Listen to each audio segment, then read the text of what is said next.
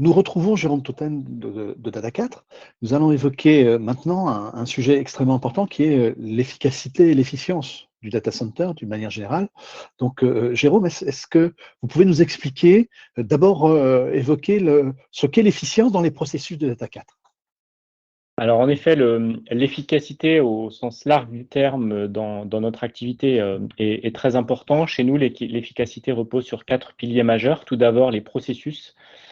Pour être une organisation efficace, il faut avoir des processus de bout en bout qui soient les plus documentés et fluides possibles. Le second axe majeur sur cet aspect d'efficacité, c'est les outils et les logiciels dans lesquels sont modélisés ces différents processus. C'est important d'avoir des logiciels, de numériser notre activité pour être capable de suivre la vie de bout en bout de nos clients, de nos assets, mais également des services qu'on livre à nos clients.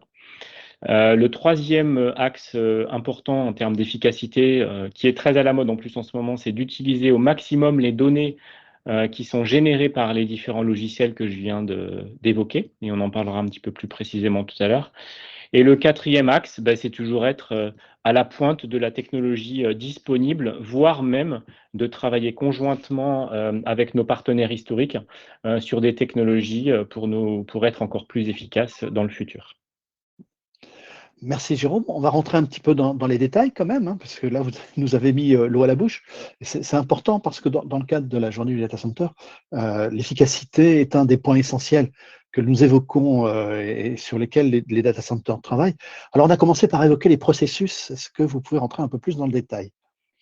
Donc tout d'abord, sur la partie processus, déjà, ça repose sur l'ensemble de notre système de management intégré.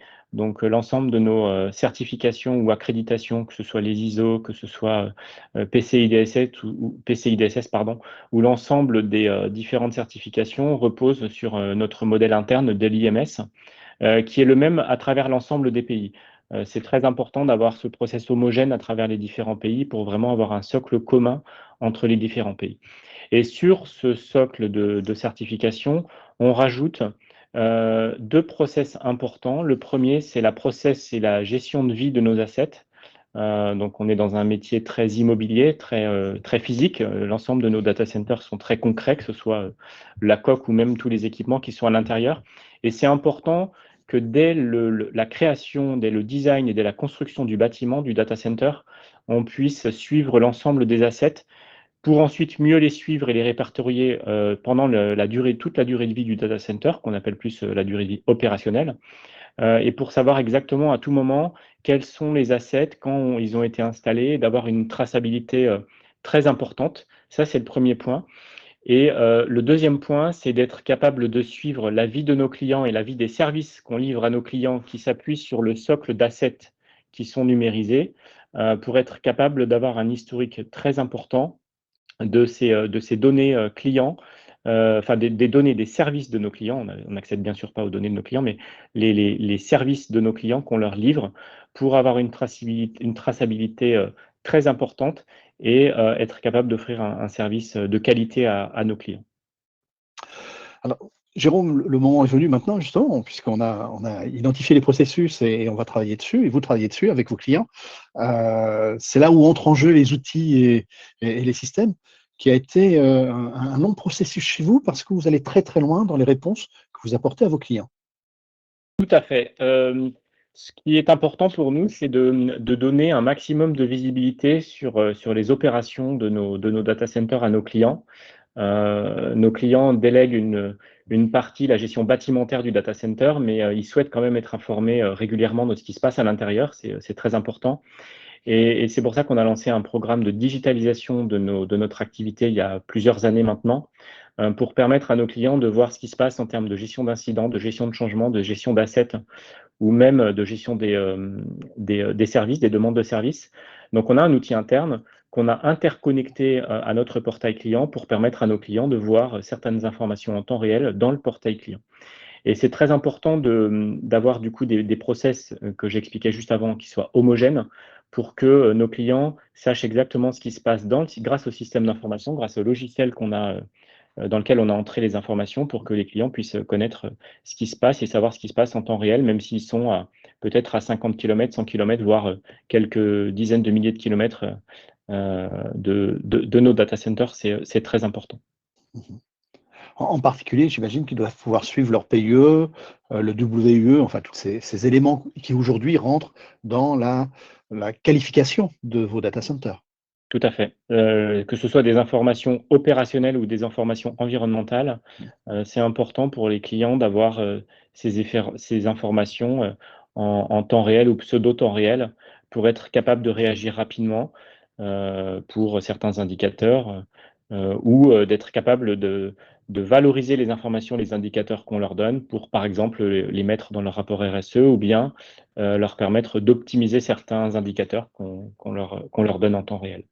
Et c'est important également pour être capable de leur donner cette information en mode opération, pendant les opérations, pendant toute la durée de vie du data center. C'est très important qu'en amont, lors de la construction du data center, on ait déjà numérisé tous ces assets. Et c'est pour ça que en phase de construction, on numérise l'ensemble des assets et on a spécifiquement un logiciel pour nous permettre de modéliser cette phase de construction, pour quelque part nous simplifier la vie dans la modélisation de la partie opérationnelle du data center, puisque le data center a été numérisé en amont pendant toute sa construction. J'imagine que vous devez, j'allais dire jouer, c'est pas un jeu, mais on peut parler des jumeaux numériques, ce genre de choses qui sont aujourd'hui, qui deviennent courants, même si ça reste quand même accessible uniquement aux structures comme les vôtres. Alors, tout à fait. C'est pour ça que notre troisième pilier, c'est notre approche basée sur la donnée, ce qu'on appelle en anglais data-driven. Grâce à tous ces logiciels qui sont certains en plus interconnectés entre eux pour éviter la double saisie ou être encore plus efficace sur les aspects opérationnels, on collecte pas mal de données sur nos infrastructures, sur les capteurs. On a entre 5 et 10 000 capteurs par data center aujourd'hui. Donc des données, on en a des millions chaque jour. Certaines sont peu intéressantes d'un point de vue historique, d'autres sont très intéressantes de voir les tendances sur plusieurs semaines, mois, voire même années. Et donc on a une approche où on consolide l'ensemble des données, notamment de nos systèmes de BMS, de GTB. On récupère l'ensemble des données, enfin certaines données bien choisies. On les met dans ce qu'on appelle un data lake, donc un puits de données. Et on a un logiciel qui vient récupérer certaines infos pertinentes pour soit en faire des dashboards pour nous permettre d'être plus efficaces, soit avec des algorithmes d'apprentissage, leur permettre d'apprendre le comportement de certains équipements ou de certains data centers pour être capable de proposer des améliorations, des préconisations d'amélioration. Et ensuite, c'est une intervention humaine qui est nécessaire pour voir si oui, on accepte et si c'est quelque chose d'intéressant ou sinon, c'est une fausse information et dans ce cas-là, on n'en tient pas compte. Donc là, on est dans cette phase de déploiement, d'apprentissage des premiers data centers qui sont déjà interconnectés. Après, il faut un certain temps pour commencer à avoir les bénéfices de ces algorithmes d'apprentissage, puisque pour avoir des algorithmes qui fonctionnent correctement, il faut une certaine durée d'observation. Mais là, on est vraiment dans cette approche où on souhaite améliorer notre efficacité grâce également au travail sur la donnée, et notamment sur l'historisation des données. Vous me permettrez juste une aparté rapide par rapport à ce que vous venez de dire. Il y a un point que je note, c'est que l'humain a toujours sa place, heureusement, puisque on parle beaucoup là d'outillage, de processus, etc., et de traitement de la donnée. Mais derrière, en fait, l'humain conserve le contrôle finalement. Je vous confirme, l'humain, il conserve le contrôle et l'humain, il faut qu'il soit très très bien formé sur l'outil justement pour mieux savoir interpréter. Le logiciel ou le système nous permet de détecter en avance de phase des choses qu'on n'aurait pas forcément vues instantanément avec un humain. En revanche, il n'y a rien d'automatisé derrière. C'est l'humain qui décide si oui ou non c'est quelque chose d'intéressant et de pertinent et qui va du coup déclarer au logiciel, au système, est-ce que le biais ou la découverte que le logiciel a fait est intéressante, du coup il lui dit, ou est-ce que c'est pas intéressant et du coup il lui dit aussi, ce qui permet du coup de tuner encore mieux de peaufiner les algorithmes d'apprentissage pour être au plus proche du vrai fonctionnement et des vraies préconisations à effectuer.